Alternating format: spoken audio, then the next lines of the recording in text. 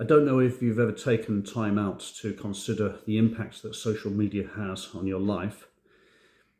We all know that it's a source of pleasure, but it's also a source of distraction, and it can become very counterproductive.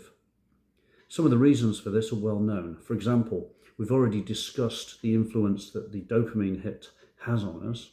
So the expectation and the reward of scrolling constantly through indefinite stimuli and lots of different ideas and no two things being the same, provocative statements, sexy pictures, interesting, fast-moving cats. Well, all of these things contribute to a sense of distraction which is pervading our lives. And this distraction, of course, as far as the social media producers are concerned, is by design. What I'd like to do is to explore some of the ways that distractions happen to us, and then perhaps suggest some ways that we can overcome some of those distractions. The infinite scrolling and the way that the algorithms produce things that we want to see based on the things that we hesitate over or the things we tap on. This is another reason why distractions become part of our lifestyle. We are being funneled, literally, into areas of concern and enjoyment which appeal directly to us. And the algorithms are doing this based on our previous behaviors. So you're fighting a losing battle, really, against social media when it comes to resisting the temptation to be distracted. Then, of course, there's the social side of social media consumption, which is FOMO, or the fear of missing out. A lot of people scroll endlessly and go through social media because they feel that it gives them an attachment to their own peer group. And it doesn't matter what your peer group is. You could be 60 or 16. The fact is, the social media that you choose to use is chosen by you because it appeals to you and your peer group. And the fear of missing out keeps us attached to the umbilical cord, if you like, of social media. We're so afraid to miss out on the next trend, or the next idea, or the next news bite, or the next controversy, or the next example of fear-mongering, that we keep scrolling and we keep attached, just in case something happens and we don't get to notice it. And then, of course, social media serves the active role of being a means to procrastinate.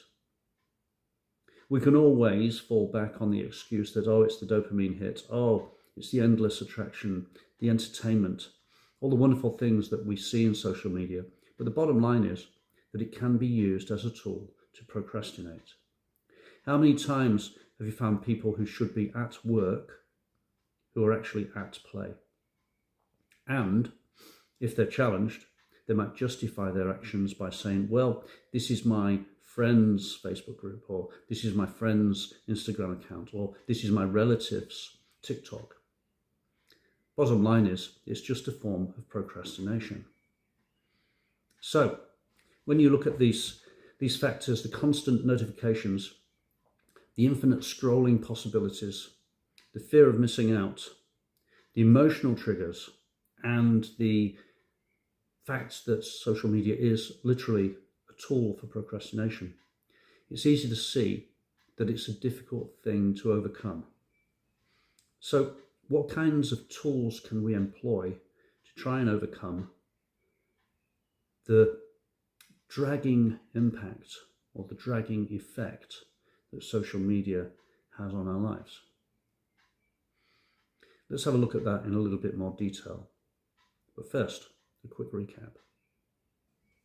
If you find that you are constantly distracted by social media, it means that you are in a reciprocal relationship with social media. You may feel that you're just a passive recipient of the information, but the truth of the matter is, at some stage or at some level, you've signed an invisible contract with social media, and you allow it to do certain things to you and with your blessing. You like the dopamine hit. You like the excitement. You like the anticipation. And social media knows that you like those things. And because it's able to focus its attention on the things that you focus your attention on, this reciprocation is now enhanced. Not only are you getting your dopamine hits, you're getting more dopamine hits because you're more likely to see things that you like. And the more likely you are to see things you like, the more likely you are to tap or scroll on them, and the more likely they are to be served up to you. And then when you have the fear of missing out, this goes to the core of identity, really, doesn't it? Because many of us feel we're defined by our social proof. And what better way to get social proof than to participate in shared activities online? And the shared activities don't require a lot of investment. All they require is the movement of your finger and the gaze that you lay upon it. So it's a real quick, easy way to validate your own identity and participate in social proof with others. You may share your views. The emotional triggers that I experience on social media are going to be very different to the emotional triggers that a 16-year-old male would, or a 24-year-old female would. But the truth of the matter here is that social media is so diverse and wide and so analogically focused that it can be serving everybody individually all the time. And each individual it's serving feels like they're the only person in the world. This is a wonderful way to run a relationship, isn't it? And then, of course, as a procrastination tool, finally, that unwritten contract or the unseen contract that you have with social media is that you will serve it with your attention if it will justify your attention by continuing to stimulate you. So you have a two-way street here. You can't just blame social media for the fact that you're distracted. You have to accept responsibility that you're distracted because you've written an invisible contract with social media to allow this kind of nonsense to go on. I suggest that we look at ways that we can break the cycle. Unless, of course, you really enjoy being, social media's bitch. And if you really enjoy that, then fine. You can cut off here and don't watch the next part. But if you're interested in looking at some ideas to try and overcome the distractions and to maybe wean yourself off social media, even if a little bit, then continue to watch, and we'll get down to that in a little moment.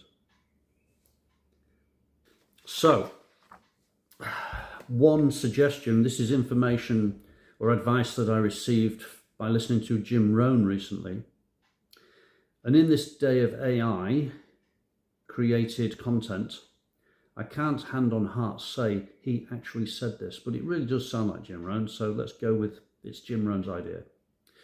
He suggested that if you find yourself distracted, it's a good idea to do a time audit. So, setting up a time audit might be a good way to, first of all, diagnose what the issues are and where the chinks in your armour are. The advice that I've received from my many advisors is that you should go for a 3-day run and try to take a time audit over a 3-day period and see how much time you spend doing what. I think it's a good idea because I think it's a good way to focus your thoughts for a start. It also might be quite an eye-opening experience just to see how much time we tend to spend just dicking around.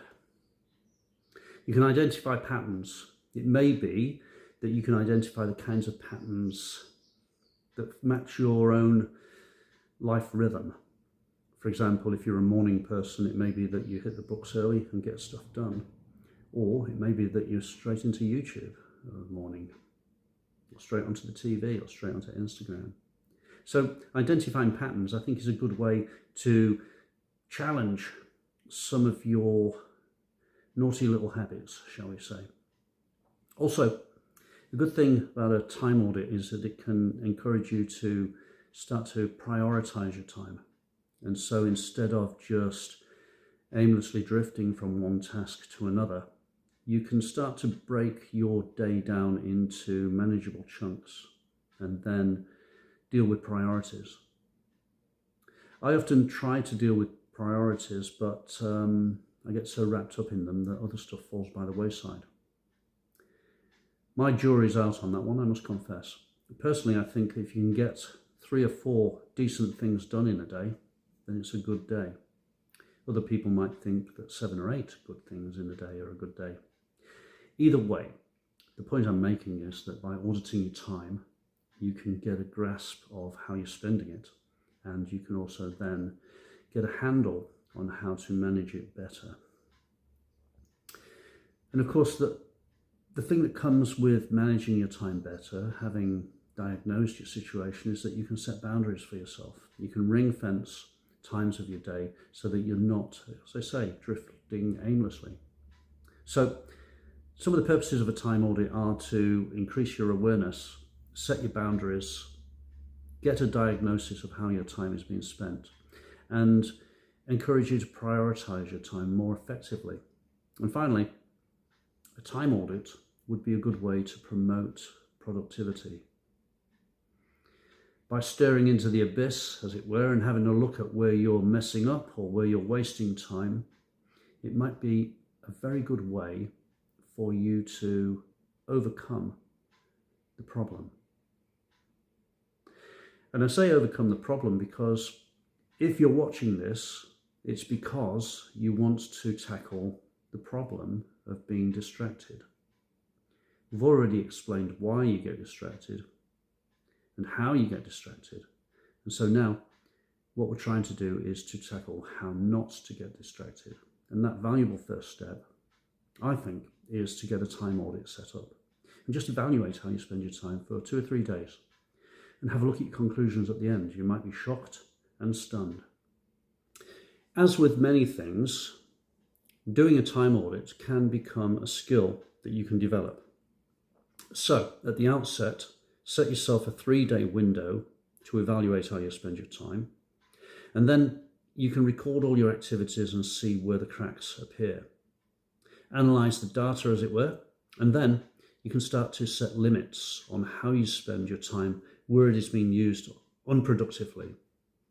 You can also replace some of the previous scrolling habits and some of the distractions with more interesting or more productive habits. One way to do it is, instead of pushing the on button on the remote or pushing the on button on your laptop or the scroll, is to pick up a book, to make a note, set something in your calendar, do something a little bit more productive, just to break the cycle. So having done the time audit and having worked out where the little mini cycles are pervading in your life, then you have to work out ways that you can break the cycle so that you can reclaim control over the time that you spend and how you spend it. And finally, a time audit is a great way to enable you to review how you use your time on a regular basis. So if you treat it like a skill, perhaps we could look at a time audit initially of 3 days,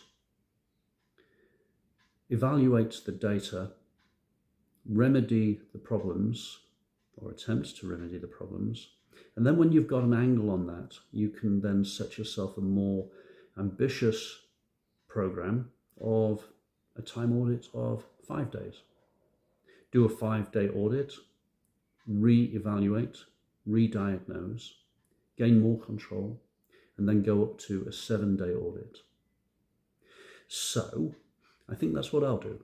What I'll do is I'll do a 3-day time audit, warts and all, and I will bring you the results and share the results with you and see what together we can work out.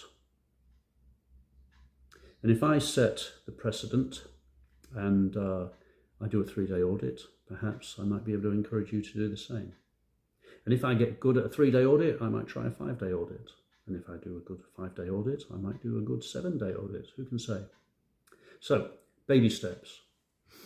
If you want to challenge and overcome the distractions in your life, you're going to have to first diagnose where those distractions lie.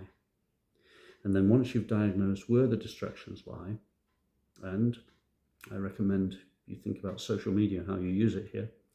Once you've diagnosed where your distractions lie, then you can start to ring fence and set boundaries for yourself in order to overcome those limiting distractions. More of this later. I hope you find it useful. I hope you haven't nodded off by now. Keep in touch, and I will come back with the results of a 3-day time audit in the not too distant future. Obviously, it's going to be longer than 3 days, though, because I'm not a magician. Until next time, go well, and let's do the right thing.